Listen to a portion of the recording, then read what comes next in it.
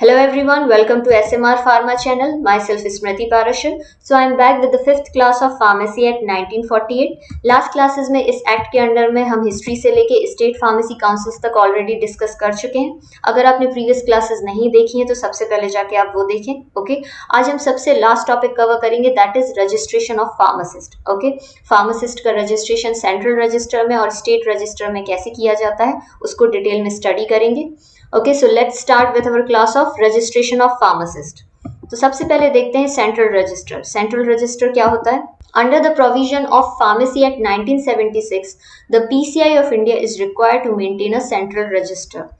Pharmacy act 1948 के under में जब अमेंडमेंट हुआ 1976 में, तो एक प्रोविजन ऐड किया गया और उसमें ये बोला गया कि पीसीआई ऑफ इंडिया मतलब फार्मेसी काउंसिल ऑफ इंडिया एक सेंट्रल रजिस्टर मेंटेन करेगी जिसमें जितने भी फार्मासिस्ट स्टेट में रजिस्टर होते हैं उन सब का रिकॉर्ड कंपाइल किया जाएगा। Okay, second, state government pharmacist के लिए जो रजिस्टर मेंटेन करती है उस रजिस्टर की 5 कॉपीज स्टेट को पीसीआई को भेजनी पड़ती है every year after 1 April. Okay, then the register has to be maintain by the registrar of PCI. PCI का जो रजिस्ट्रार होता है वो रजिस्टर को मेंटेन करता है। Then time to time central register को रिवाइज किया जाता है और जो भी नया एडिशन है उसमें कंपाइल किया जाता है। Then published in the gazette of India, government of India का जो गैजेट है उसमें इस सेंट्रल रजिस्टर को पब्लिश किया जाता है। तो ये हमने सेंट्रल रजिस्टर को लेके कुछ इंपॉर्टेंट पॉइंट्स देखे। अब हम मेन टॉपिक पे आते हैं, registration of pharmacist. For preparation and maintenance of register, register को प्रिपेयर और मेंटेन करने के लिए उसमें इंक्लूड किया जाता है the full name and residential address of the registered person. जिस पर्सन का रजिस्ट्रेशन हो रहा है उसका फुल नेम और रेसिडेंशियल एड्रेस एंटर किया जाता है। Then the date of his और her first admission to the register, जिस दिन पहली बार उसका रजिस्ट्रेशन हो रहा है उस दिन की डेट को एंटर किया जाता है। देन हिज और हर क्वालिफिकेशन फॉर रजिस्ट्रेशन, उसकी क्वालिफिकेशन को एंटर किया जाता है। देन हिज और her professional address and if he is employed by any person the name of such person, उनका प्रोफेशनल एड्रेस भी एंटर किया जाता है। अगर कोई फार्मासिस्ट प्रोफेशनली फार्मेसी को प्रैक्टिस कर रहा है तो उसके प्रोफेशनल एड्रेस को एंटर किया जाता है, और अगर वो किसी और पर्सन के अंडर में काम कर रहा है तो उस पर्सन का नाम और डिटेल भी उस रजिस्टर में मेंटेन की जाती है और कंपाइल की जाती है। Then such further particulars as may be prescribed, और जो भी डिटेल उस रजिस्टर में मांगी गई है उस सारी डिटेल को कंपाइल किया जाता है और इसी तरीके से फार्मासिस्ट का रजिस्ट्रेशन होता है और उस रजिस्टर को मेंटेन किया जाता है bye the state government and by the central register. Okay, next, qualification for entry in register. Registration के लिए फार्मेसी एक्ट 1948 में जो क्वालिफिकेशन स्पेसिफाई की गई है अब हम उसको डिटेल में डिस्कस करेंगे।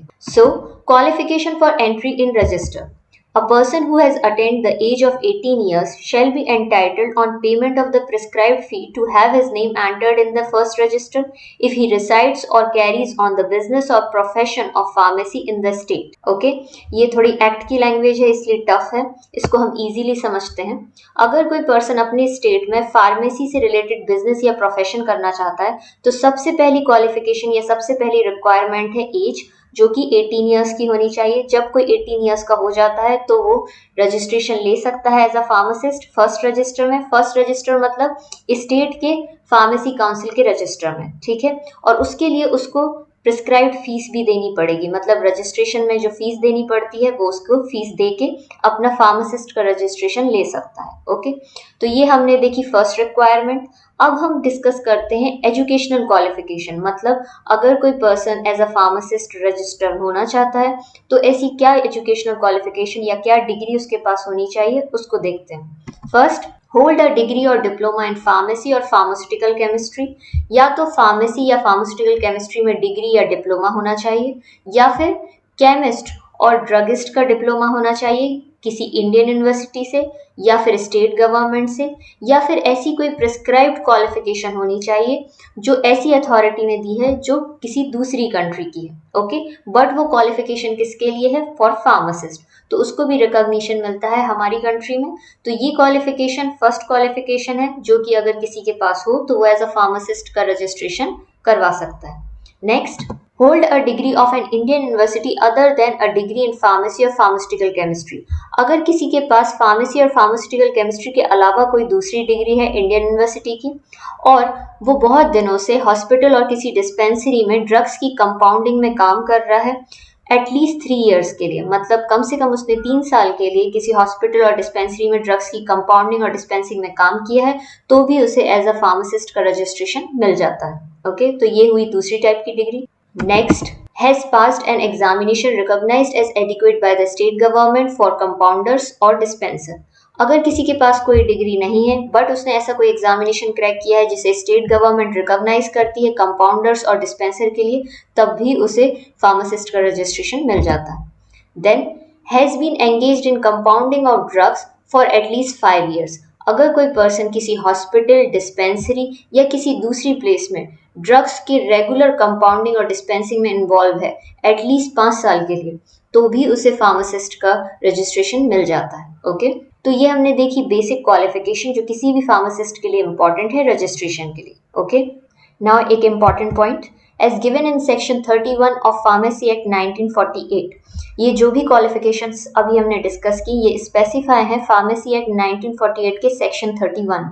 ओके, तो ये आपको याद रखना है कि सेक्शन 31 में ये सारी क्वालिफिकेशंस को स्पेसिफाई किया गया है। ओके, अब हम देखते हैं next, special provisions for registration of certain person. Pharmacy act 1948 में कुछ स्पेशल प्रोविजंस दिए गए हैं कुछ स्पेशल कंडीशंस में जिसमें रजिस्ट्रेशन मिलता है, और ये दिए गए हैं सेक्शन 32A के अंडर में। ओके, उनको डिस्कस करते हैं। First, displaced person. Displaced person उन लोगों को बोला जाता है जो फ्रीडम के टाइम जब सिविल डिस्टर्बेंस की कंडीशन थी, जो लोग ऐसे एरिया को छोड़ के इंडिया में शिफ्ट हुए हैं जो एरिया अब पाकिस्तान में आता है, उन लोगों को बोला जाता है डिस्प्लेस्ड पर्सन। जो लोग अपने एरिया को छोड़ के अब इंडिया में रहते हैं और इंडिया में ही रिसाइड करते हैं, अगर वो अपनी लाइवलीहुड के लिए मतलब अपनी आमदनी और इनकम के लिए फार्मेसी में बिजनेस और प्रोफेशन करते हैं 4 मार्च 1948 के पहले से, और अगर उनके पास सेक्शन 31 में जो क्वालिफिकेशंस मांगी गई हैं वो उनके पास हैं, तो इन कंडीशंस में ऐसे डिस्प्लेस्ड पर्सन को रजिस्ट्रेशन मिल जाता है as a pharmacist. Okay, now next point, अगर कोई इंडियन सिटीजन है जो इंडिया के बाहर किसी और कंट्री में फार्मेसी में बिजनेस या प्रोफेशन कर रहा है और उसके पास सेक्शन 31 में जो क्वालिफिकेशंस मांगी गई हैं वो सारी क्वालिफिकेशंस उसके पास हैं, तो उसे भी इंडिया में एज अ फार्मासिस्ट का रजिस्ट्रेशन मिल जाता है। ओके,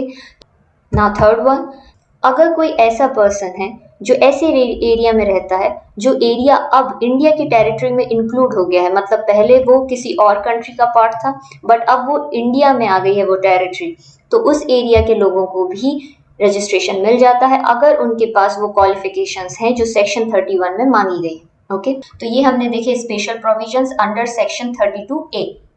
अब हम देखते हैं स्पेशल प्रोविजंस जो सेक्शन 32B में दिए गए हैं। इसमें स्पेशल प्रोविजंस दिए गए हैं for registration of displaced person, repatriate and other person. Okay, तो इसका पहला पॉइंट देखते हैं, अगर कोई ऐसा पर्सन है जिसके पास वो सारी क्वालिफिकेशंस हैं जो अभी हमने सेक्शन 31 में डिस्कस की थी, और अगर वो रजिस्ट्रेशन के लिए एलिजिबल है उस डेट से जिस डेट से एजुकेशन रेगुलेशंस बनाए गए और उस डेट तक जब फर्स्ट रजिस्टर क्लोज होता है, तो उसे रजिस्ट्रेशन मिल जाता है। ओके, उसकी एलिजिबिलिटी क्राइटेरिया पे।